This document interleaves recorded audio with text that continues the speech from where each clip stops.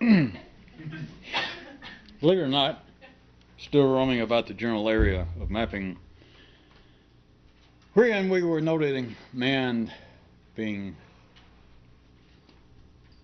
not unprofitably described as a secondary self-referring system, and wherein all collective thinking of the ordinary sort serves as the fuel, serves to give each person their ordinary opinions and points of view, which is necessary to make the mind operate at that level. And a little bit further on, also noting how a neurorevolutionist might not be all that inclined to participate. That he might have a certain, as it were, disinclination to look through anybody's instrument, look through anybody's telescope, to take anybody's point of view. And of course, as always, sans rancor. No hostility toward everyone else. It's not that a neurorevolutionist is out trying to bomb the metaphorical Mount Palomars of other religions and philosophies.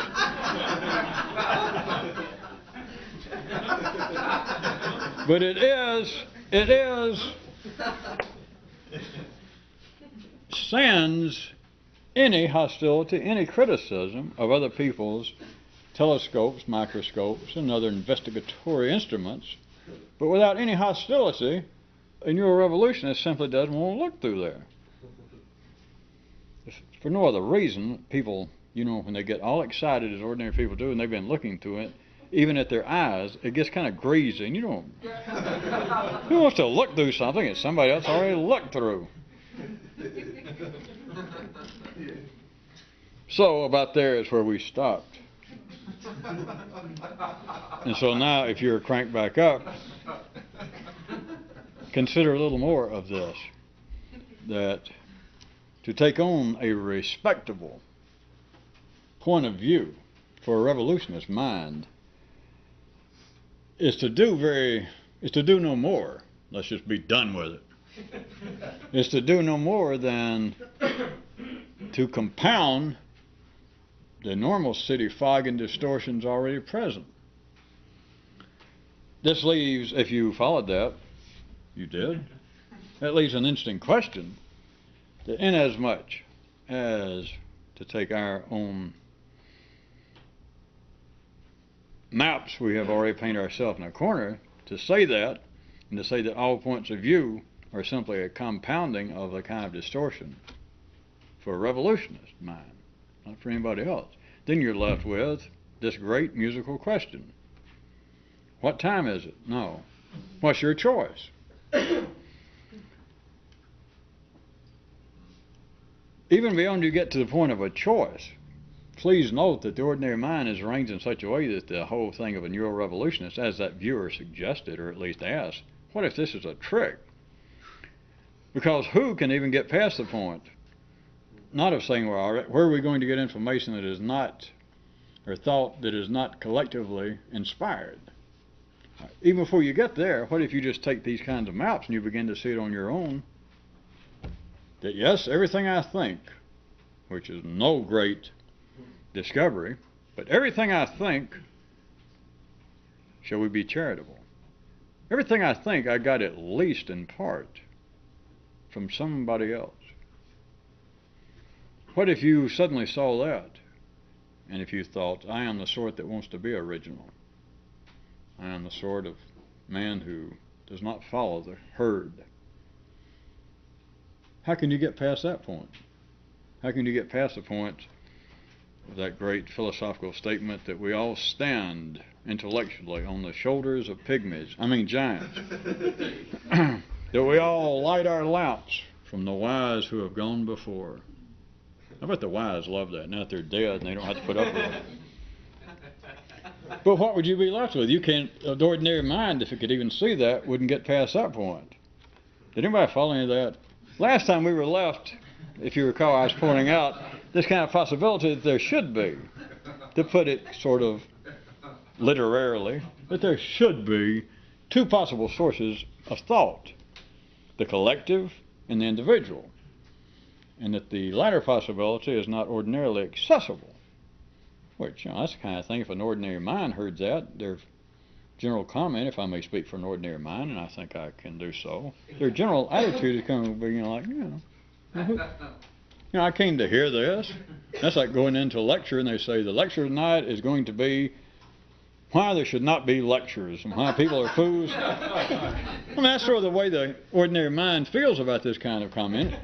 And so even if it accepts the fact, which the nervous system does respond to it in a non-verbal positive manner, as I was pointing out last time, if you do point out that there is some other source of thought, the ordinary nervous system and ordinary man respond to that. Now, they may want to call it religious and mystical, but the idea that there is something beyond this, and that, not just the physical life, that gets to be the crude as they hope there's a heaven or that there's someplace better than Cleveland. But it's really here that, yes, there's got to be more to my perception, there's got to be more than I understand than this. And so they would accept my description just as it's a temporary playbook, is to say, well, let's call it a possible source of individual thought and collective thought. But then to say, and if they go, yeah, I agree to that, and if you say, except the second one's impossible, then it's the feeling like, hey, I wish I'd paid to get in here because then I'd want my money back. And this is stupid. But, are you still following this? But even if they went that far, we would be awfully tempted to leap out from behind a potted fern and grab them off the dance floor and say, wait a minute, now if you see that, if you see that this is stupid, if you see that you already had an inclination to positively respond to the idea that there's another form or possible source of thought, yes, and then we say it's not possible, and you sort of got the RA, you got upset, and then, well, yes. Then I say, well, look, wait a minute, you can't get past the first part.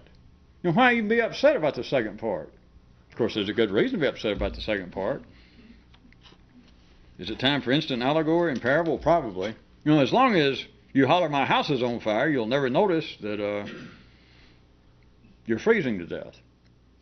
As long as you can complain about one thing, you won't look anywhere else. And so if people are made to believe that, all right, there's a second possibility somewhere, or there's another possibility, there's some other way to think, there's some other way to perceive of life, there's got to be, and they hear about it, and they think it's religious, or they think it's political, or they think it's whatever. If they hear that, and then somebody says it's not possible, immediately people are inclined to get a serious case of temporary backbone. And go, wait. And go, wait a minute. Why would it be possible that there's another source if it's absolutely impossible for us to find it? And see, the ordinary mind can't see anything because their own answer is there. Well, if they were a little more complex in their view. But notice at that level, that makes more sense than you could almost put into a 10-pound croaker bag. It's to say, wait a minute, something is wrong. Something is wrong with this kind of idea. Something's wrong with what you're talking about. Because the first part, I wouldn't have used your words perhaps, but the idea that there could be other ways of looking at life, totally different ways, yes, I agree to that. But for you then to say, and not only do I agree with it, historically, they might say, it's just, there are traces of humanity's agreement to this throughout the ages. So I agree to that. But for you then to immediately follow it up by saying, that's very interesting because it's impossible. That, and if you tried to grab them again right quick and say, wait, before you say that, what? Consider what you're saying. I knew that would strike the fear of an earthquake into some people's thinking. Whatever it is ordinary people have thought would compound whatever it is that ordinary people have already thought. That is why there appears to be a certain continuity, and that is why what anybody else has already thought is, in fact, really a waste of time to a revolutionist. Not with any sort of criticism, which again makes it interesting because the ordinary mind you cannot tell the ordinary mind, listen, what everybody else has already thought is of no help. But that's not criticism. And they go, well, would you repeat that? You say, well, I'm just pointing out it's not criticism, but anything that anyone else has already thought, anybody. And they say, anybody? Yes, anybody. Is really of no help. But that is no criticism. It's not psychological. It simply will not go into a polar-based nervous system, that sort of energy, followed up in conjunction with the comment, which is energy, that energy we just sent, that observation that anything anyone's already thought is a waste of time or is no help to you, that's not a criticism. Like the first part can go in, he just goes in an opinion, but then the second part, stated as a fact, the part that just went through you, that observation I made that whatever anyone else has already thought is of no help, yeah. All right, right behind that, don't lose that thought. That's not a criticism. It's like you tried to run a crane through somebody's tunnel and it got in there and it was going through, you hollered out right behind it, like from the caboose, you hollered, "This is not a train." It won't work. And as long as it won't work, of course, everything is safe. And the trick cannot be uncovered if it indeed was a trick. Because life has itself protected. That if instead of this apparently being something that would be of some extraordinary benefit for some people, what if it is a kind of attempt to heal over certain flaws in people? We shouldn't get into that. Not during the holidays. At any rate, life has got itself protected because any source of information that even verges on being conflicting with the collective, and I'm not talking about insanity, I mean something that is actually beginning to tear at the foundations of the contemporaneously collective truth, such as saying anything that people's already thought is really of no help to a revolutionist. You could say that any time throughout history.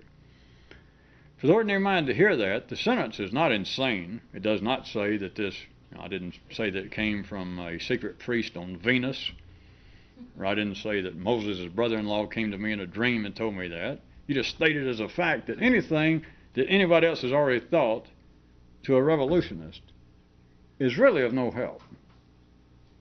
Now you can take that much. An ordinary mind could listen to that and go, interesting theory, interesting idea. There could even be some validity to that. But to follow that up, just to make it a semicolon and a parenthetical follow-up to say that just went before is in no way a criticism, then still a sane mind trying to take that would be like its mind being the aforementioned tunnel through which was speeding the Cannonball Express, followed up by a shot through the tunnel. That was not a train that just went through. It destroys the whole concept. You will never get backers for that show. Stupidity takes a holiday. You remember that one? But the guy couldn't get any backers. You remember? None of the money people could grasp the concept.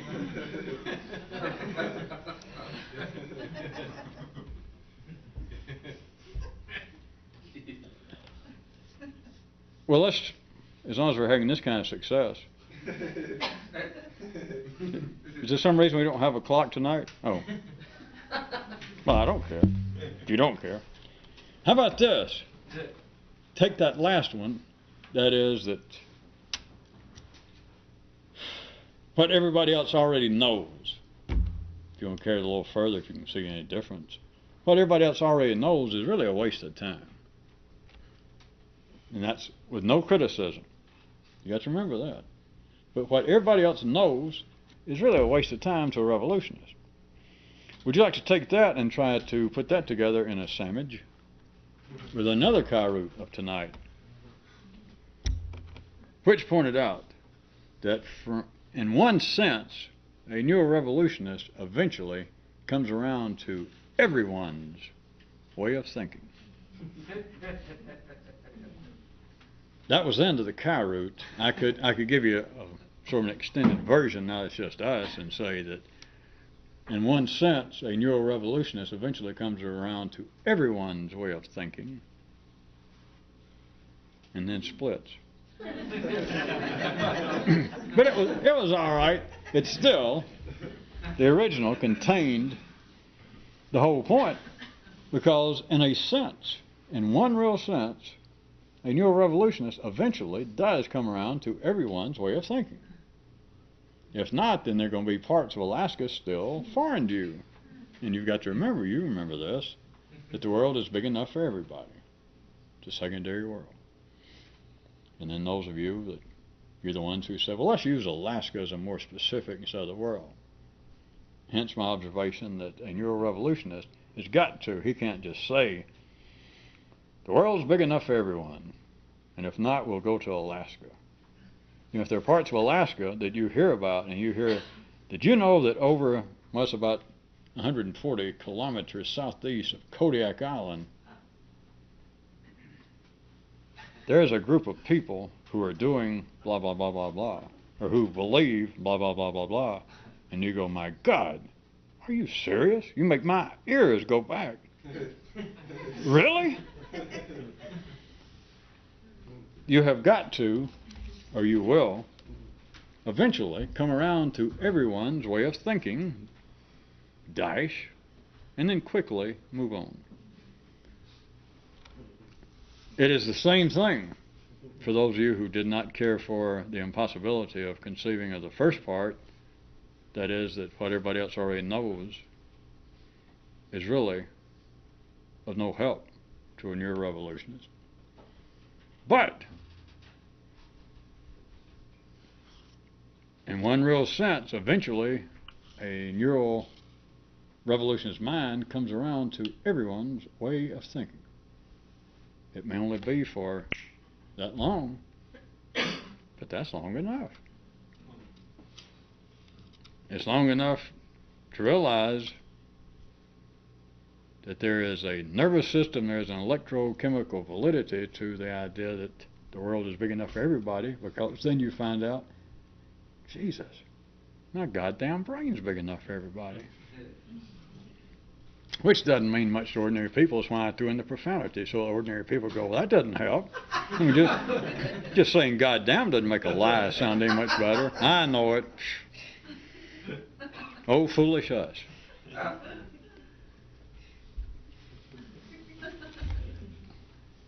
Maybe we should just stop all proceedings at that point. It's the heart of the whole revolution. Always has been. Is to eventually come around to everyone's point of view. And the ordinary mind can stand there and play hot foot, polarized energy, and go, well, all right, there is, I guess you could base a theory on that. I didn't say anything about a theory. Well, I guess you could say that, well, everybody's entitled to their point of view. No. The idea that there are things going on in life, there are forces going on in life, genetic sins of our forefathers for which we are now suffering. Bad forces, bad vibes, evil karma, demons, real bad people with hairy arms that live up north. That all of this represents things that I cannot tolerate, I cannot condone. We cannot have this kind of thinking, this kind of attitude on this planet. We cannot, I'm sorry. I've studied other religions, I've tried to study other cultures, and you know, some of them are not bad, but Jesus, some of them we cannot.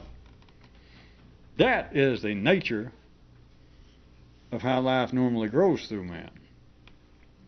And there have been many people throughout history attempting to, in some way, activate in their behavior, at a very crude level, what I'm describing as the world's big enough for everybody, by people attempting to broaden their horizons. It was for many years, probably still is, used to be known the last century or two as the grand tour, that the upper classes would always send their kids off. The schedule and regimen changed a bit from century to century or decade to decade, but was to send the kids out after they got out of college, to send them off and let them go through foreign countries, perhaps at least where they had studied the language in college, but to expose them to different cultures, albeit within the gilded cage of butlers and maids and armed guards. But there has been the ideal explorers, people who think, I live for adventure. This is still an attempt to get out, except the adventurers, as you should know by now, are really operating, no offense, as a hobby, but they're operating at a pretty crude level of saying, well, what I want to do is, and I have done it, is I like to go out and I'll go up to the North Pole, I'll go to Patagonia, I'll go to Bali, I'll go to some of the I'll go to Madagascar. I go to places where I am unfamiliar, where they have different customs. And I like to go there, and I try to go in with a broad mind. And I'll stay there with the local people, and I try to adopt their customs, or at least I try to look at their customs and think, sociologically speaking, how did this come? That is an attempt. I like to go out there. I find that they jump out of high trees while tying their ankles to dental floss. And so they're holding this. Or they'll take real sharp knives and they'll look off real quick and then stick one in their ear. And I'm willing to try some of this. All of this has always been, besides my little humor-provoking, history is full of the exploits of generals, adventurers, explorers, and if they're literate at all, if they write anything, which most of them try to, because you can pick up a few endorsements. Columbus and Nike is one where he got back to the third foot.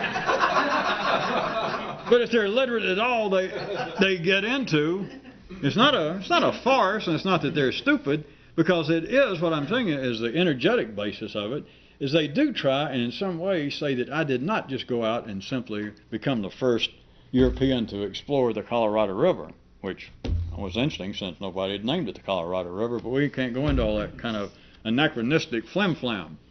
But at any rate, a man, if he writes at all, he does not just simply say, well, I traveled for days and days, and I go over the mountains, and I was hungry and all, and suddenly I came up, and I was thirsty, and there was a big old river, and there was some food to eat, and I felt real good. If he's literate at all, he will begin to rhapsodize metaphorically about what it represented, and that people came to help him, people of different cultures, that he was there, and as he began to starve, he began to hallucinate a bit and reflect on his life. It always takes on that kind of aura for the reason I'm telling you. The exploration that can go on out there, and the idea of the grand tour, or the idea that I will travel the world and open myself up to other people's attitudes and customs. You might note that it's more, I'll open myself up to their customs rather than their attitudes. Because if you're intellectual at all, you might say, well, let's write down their attitudes and we'll go home and study them. But as far as nobody wants to adopt the attitude, if you go to a strange place, you might adopt their custom if it's not going to hurt you for a few days. But as far as their attitudes, but the reality of it is what I'm saying is a real revolutionist eventually comes around to accepting everybody's way of thinking. He comes around to it. And it may only be like that. Not their custom. That's child's play. But what you're doing is living out the fact that your nervous system, not Canada, not Alaska, not the world, although the world is big enough for everybody, as witnessed by the fact that everybody's on the world. I'm sorry, it's just one of those statements you can't get out of. You can say that you don't like them. You can say there's too many of them. You can say all that, but that does not refute the fact that the world is big enough for everybody. I know the ordinary minds would hear that and go, wait a minute, you're not putting the right inflection on it. And of course, they were listening, they'd say, well, wait a minute, you're not putting any inflection. And that makes them think, wait, you're playing that game again about the train going through and you're hollering out, that wasn't a train. The world's big enough for everybody. And they want to hear, is that a positive statement? Are you some kind of gooey-eyed liberal hollering, oh, it's wonderful to be surrounded by poor people who stink, or by rich people who are offensive and pushy? Are you saying that, or are you saying the world's big enough for everybody in some kind of fatalistic way, like, well, what are we going to do? And if they could hear in a certain way, if they had the right kind of receiver, they wouldn't like it. Because they'd say, which inflection is that you're doing? Sir, the reason you don't recognize that, it is no reflection. No, wait a minute, you're saying that wasn't a train. I ain't going for that stuff. And they're not. If they can't go ahead and hear an inflection like, well, I'll think about it later. If you look, it's not that you're looking for the world to be big enough for everybody. It's not that you're looking for a justification. If your nervous system finally comes around, even just like that, that's all it takes, eventually to everybody's way of thinking, then the point of me saying that the world is big enough for everybody is then you understand it. It hadn't got anything to do with the planet. It hadn't got anything to do with customs. It hadn't got anything to do with being broad-minded. It has to do with the fact that all the energy that runs life also goes through your nervous system. With some of it I don't recognize, if you're telling the truth, sir. Well, maybe so. You think it goes too fast? I don't know, it could. What if it's incognito? Hey, that too. What if I'd just been busy with my other work and didn't notice it? I don't know. What if I have the big TV? Tunnel vision because I'm an expert. It could be too. What if I'm just dumb and illiterate? Hey. You could be all those things, but if you're a neurorevolutionist, you eventually come around to everyone's way of thinking.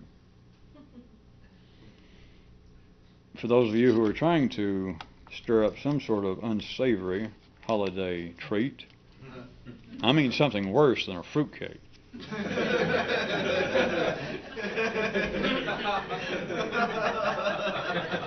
Could I suggest again that you try and put those two together? That is, that what everybody else already knows is really of no help to a neurorevolutionist. Plus,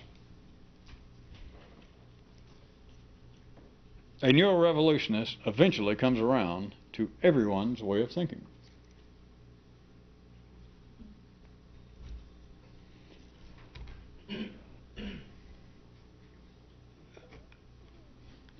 It might also be useful for some of you to note, that's just an opinion, but the world's big enough for everyone's opinion,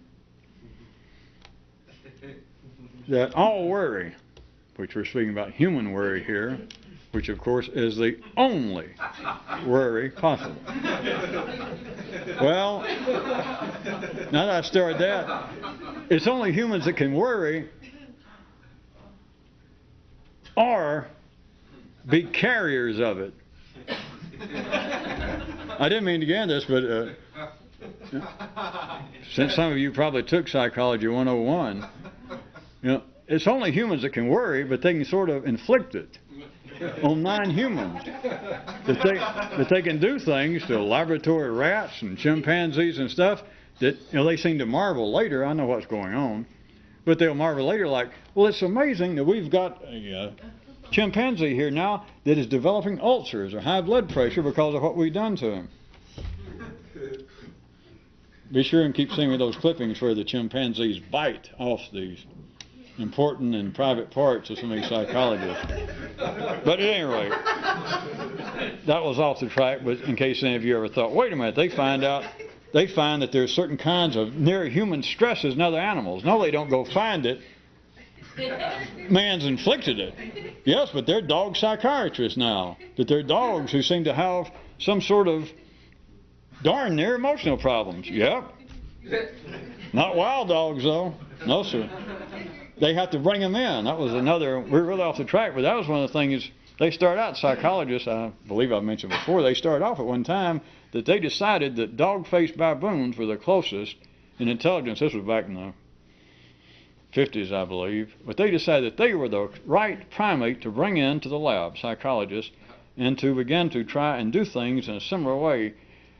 And they just had no doubt. It was an accepted fact that whatever tests they had done, they weren't doing genetic tests then, they were more straightforward. It was humans going out with baboons and deciding which species are close to us. Anyway, they brought in these dog-faced baboons. They started doing things like, have them mash a button. One time they'd get food, and next time they'd mash it and they'd get shocked. And the baboons were just beating the piss out of these psychiatrists. Dog-faced baboons, it turned out. It took them a while. Now, after announcing unconditionally that they were the closest thing to human intelligence, it was like after there was something like 1,400 psychologists were seriously injured, they suddenly decided, almost en masse, that we made a mistake as chimpanzees. Because chimpanzees obviously would put up with it. And you heard no more about dog-faced baboons.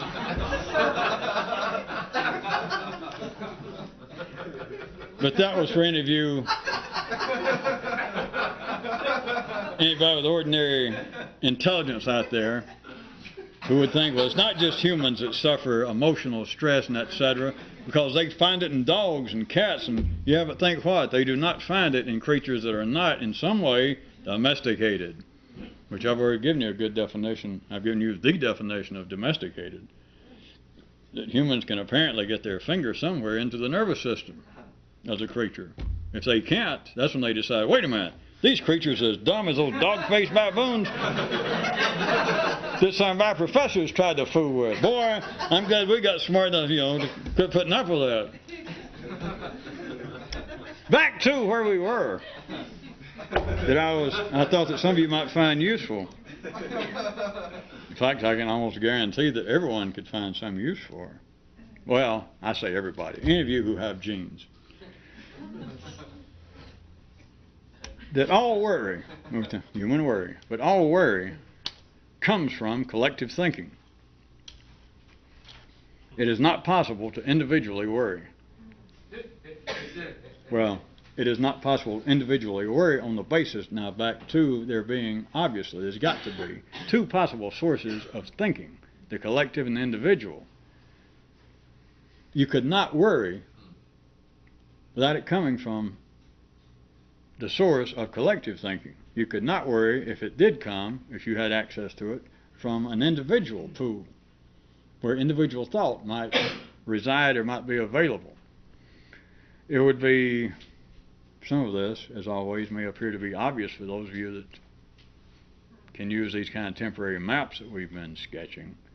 But to say it this way, the primary is silent and can't worry, which is the only reason I took the time to go through the baboons and the psychologists and etc. Because if you took, again, our human schematic as we've been drawing it, and you could cut off or cut at the line between the primary and the secondary, which you can't, but if you could, then from the primary down, from that kind of line down, wherein you would be not that dissimilar, let us say, just for the sake of an argument, to a baboon or a chimpanzee or a tiger or a beaver, you cannot worry. There is no such thing. Because you cannot worry unless you can talk. And if you're talking about if you're dealing with the primary, if you're trying to consider the primary, it is silent and it cannot worry. Then you get into the secondary, which can talk, but it can worry only on the basis that the worry has to have been collectively produced. It has to come from a source that was produced by and now shared with your fellow ordinary creatures.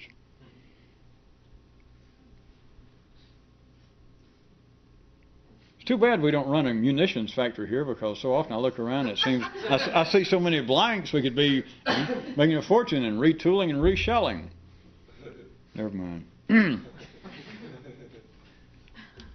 Look how serious, and I'm not discounting it whatsoever, of worry. And it gets into matters that normally called nowadays clinical depression and etc., which is real enough.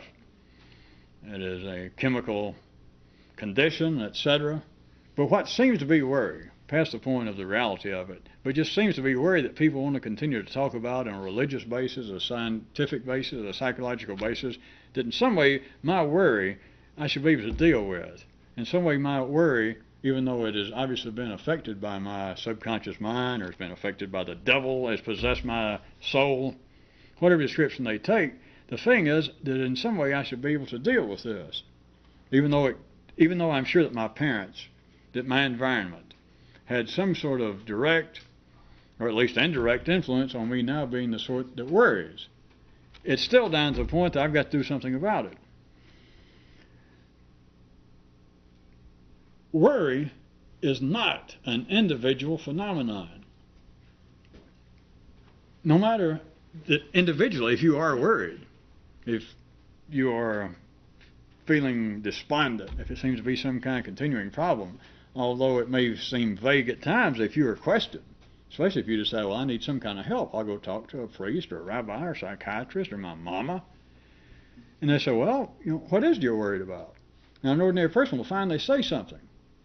They might say, well, I'm not sure. It's just in the last few months I get up and I just feel sort of spooky. I just feel like I wish I could kind of disappear. I feel like that, I don't know, just something seems to be looming ominously over the horizon. Well, what? And you'll finally say something.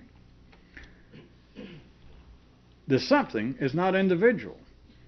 If you can take a quick grasp of this, we're running out of time tonight. There is no such thing possible. Although I'm I'm saying you are suffering individually, or if you're worrying about something individually, but the worry is never anything individual. It is not creative. It is not unique. You cannot be artistically creative in worry. Sure. Anything you were worried about came about, it was like, although it didn't happen this way, of course, it was like collectively, long, long time ago. They all got together and voted on. And I'm talking about ordinary people. And I'm talking about just as ordinary as you can be. They got together and voted on what it will be that will worry everybody. And so although it apparently is, and everything else, is an individual, singular phenomenon, that is your life, that which is flowing through you, that it is singular, that you are in some way separated from everybody else. You're suffering, you're depressed, you're worried, and you look around and your family, your friends, they don't seem to be that worried. And so you say, it is an individual experience, I know, but notice this, worry only comes about from collective thought.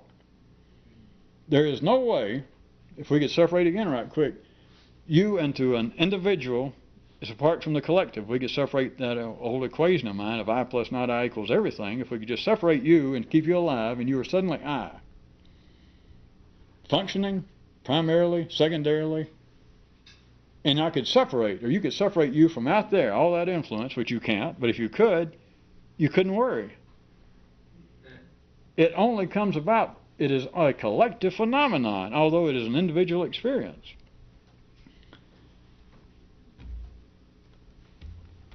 It is what it turns out to be. I guess we'll be out of it for tonight, but collective thought ultimately always equals collective worry. Second version. Collective thought always ultimately equals individual worry. As long as you're thinking what everyone else knows, what everyone else is thinking, it will, to varying degrees. I don't mean that it's going to ruin your life, because, death is going to ruin your life and just mess up the whole party. But what I mean is what anybody else believes, what they know to be true, from a more complex view, will ultimately always result in some sort of worry.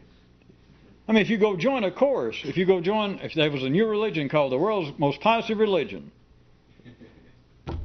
and that was the name of the religion, and they said, we've got to think positive, which has been variations of this throughout history. If you adopt that, if you try your best, you buy all the books, you do what you're supposed to, it will eventually lead to what? The big W. It will. And don't look around for Captain Irony. Or at least don't look to him for help. He's going to be over there in the corner somewhere going, wow. Because they'll get him. Which is, you don't even want to think about that. You start trying to think about Captain Irony being worried, then you understand what I was talking about a real revolutionist. To adopt even the most respectable point of view is going to do nothing but compound that normal city fog and distortion that's already there. That's all it can do. In fact, the more responsible, the more respectable the point of view is, that is, the more you are in line, if you're a would-be revolutionist, with ordinary collective thought, the more harm it does you. Up here. Nobody else would notice it, but the more compounding it is in that kind of disorientation about what in the hell is going on. The more you try to pursue, and people say, churches, religion, science, whoever it is, says, well, you're our kind of guy because you're asking questions, you're curious, that's good, come on, we'll help you, we'll help you dig out the answer. A new revolution, the more he does that, I can't beat that great other philosopher, the more you're dancing with a tar baby. Yes, we'll help, come on, we'll help. Oh, great questions. You come to the right place. We are and you fill it in, because they're using a brand name. We're the right science, philosophy. We're the right religion. We're the right political attitude. Come right over here and look through this. We may not have the exact answer, but you came to the right place because we too are curious. Let's all get together here and look. It will lead to one thing, ultimately, without fail. Collective thought will always lead to worry. God, am I depressed.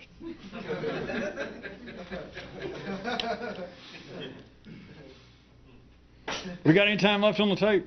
1 minute. All right.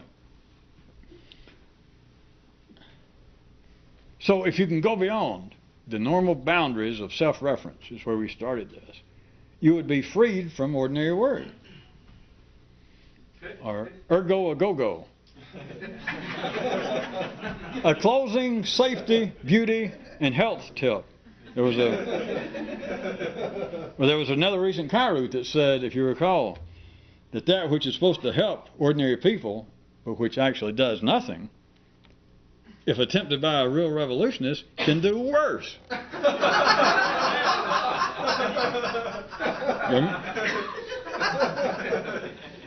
And so, son of ergo, the final closing tip would be this. Don't do that, which is worse for you.